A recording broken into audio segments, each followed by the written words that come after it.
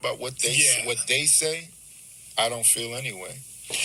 Man, you and Halle Berry, right? And talking about you were talking about how you were tired of people accusing you of mistakenly accusing you of beating on Halle, and you said it wasn't you that that busted her eardrum. It was Wesley Snipes. Now I didn't. I read it, so I didn't. I That's snitching, but I understand. couldn't. I couldn't get the texture of how you said it, and the expression. So I wanted to hear from Willie, you got to realize when I finally did say that, it was 17 years later. Yeah. Because for years I kept saying, okay, this girl or this brother, I know both of them, and I love them both. And me and Halle are really great friends to this day. Happy for her, and Van, super happy. But I said, wow, I guess because I'm not on the A list anymore, they've been told they can't tell the truth. But now that Halle's free from that, she's written a book, and the truth will come out. And I'm sure people have heard from her because she's out doing her thing or whatever, and she's at a great space right now. Because I think she's found something that has more value than her than an Oscar, and that's her family. And Van is included in her family now, and her purpose for what she feels comfortable in right now. And I'm thankful for Halle that she's able to be like, okay, I'm not the one they're considering for the Oscars. It's okay. It's totally fine. You actually get to escape the decrepitness of all of that stuff and still leave as whole as at least business whole. You've got a whole bunch of money. I mean, I know you're paying 3 men alimony who claim to have been. Now, paying 3 different men alimony might be worse than getting your eardrum bust. But then again, having to pay 3 men alimony might have had something to do with her getting her eardrum bust. I'm just saying.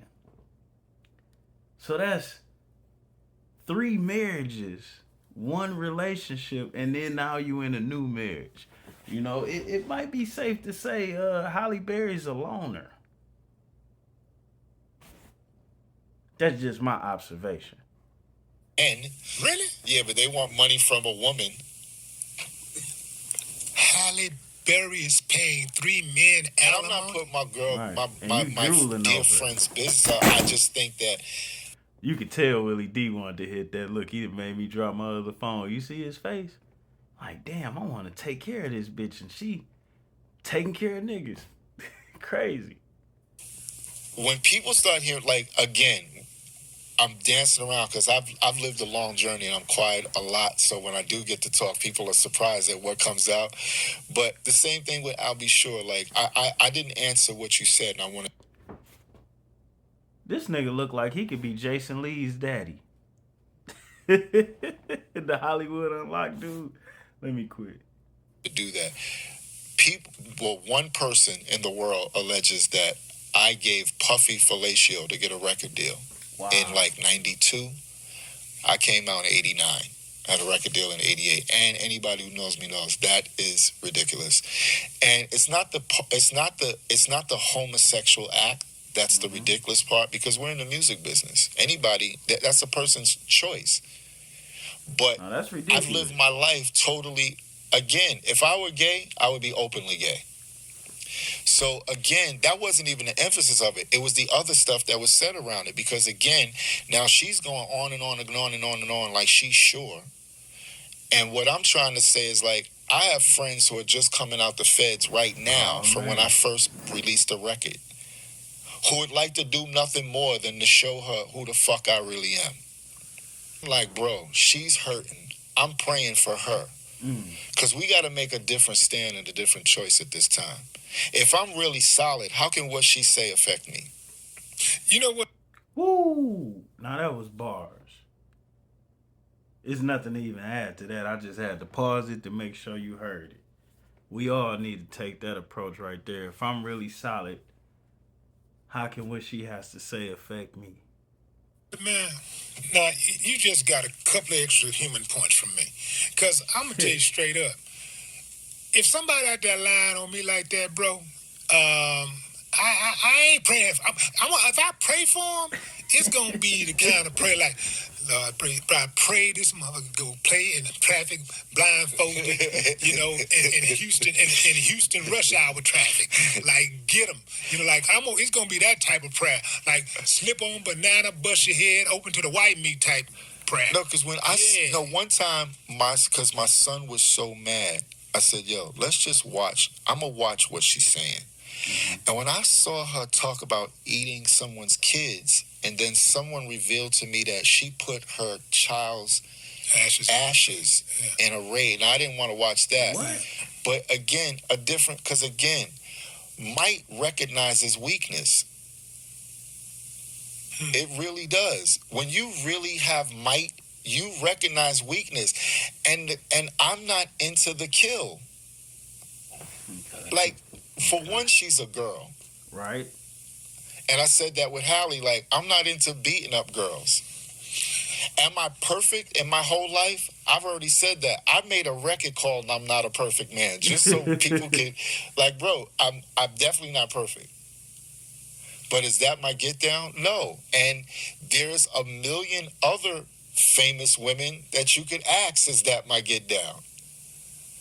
But I don't want to do those kind of things because it's reckless and it's petty. Understood. It's like we talking about nothing, and people want to talk about nothing. Yeah, And that's what they're obviously into. And then the bodyguard comes on and he says, because this is what honestly really happened. Gene Deal. One of my Fed boys checked Dean and was like, yo, first of all, Chris. So the next interview he goes on, he's like, well, no, I want to retract what I said. I think it was Lewis Tucker. I told that BITCH. It wasn't Christopher Williams. It was the other light-skinned boy, because I remember Chris coming to parties, and he stayed with the toast on his side. And that was the second interview, but then they thought that... That shit make you wonder about Gene Deal. Of course, he ain't everything he say ain't a lie. But it is like he craft what he says around the narrative that he trying to put out there. So then my friends are calling me like with this sense of vanity, and I'm like, I don't want to hear that either. Word. My publicist, now these are the three sides: reality, business, and heart.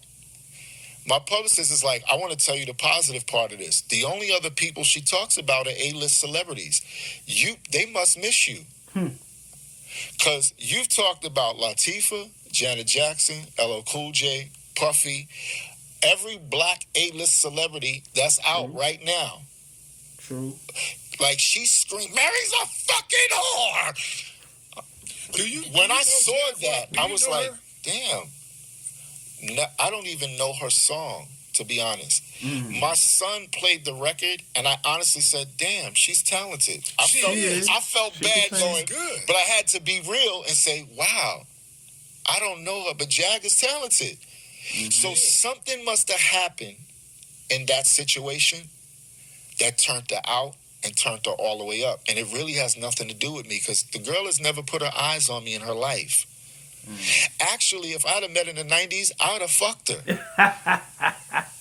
Straight up. It wouldn't have even taken longer than 2 minutes. Feet, like my old Jamaican grandfather would say, feet potted. Feet potted. Because that's my life. That gotta be some wild pussy. You could tell by the way she act. I don't know, Chris, if hitting that might have been the thing to do. She done fucked up Talib's whole shit. He ain't been the same since. Hilarious though, man.